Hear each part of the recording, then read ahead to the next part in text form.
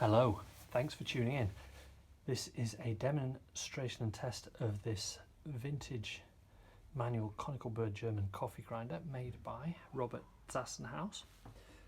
In date, I think definitely no earlier than 1900, definitely no later than 1940. I would put it 5 years either side of 1930.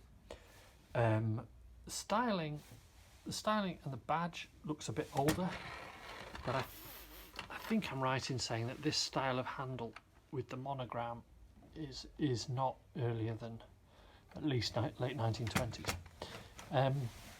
Model number is 5408, and very unusually we have something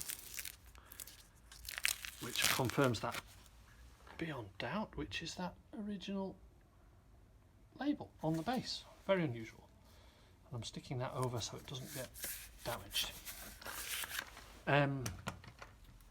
Test is, as it always is, we're going to grind 7 grams of coffee beans with the grinder on its finest setting, which means burrs just touching. So they're nice and close together. That's it. There's the beans. Let's go. Let's see how it does.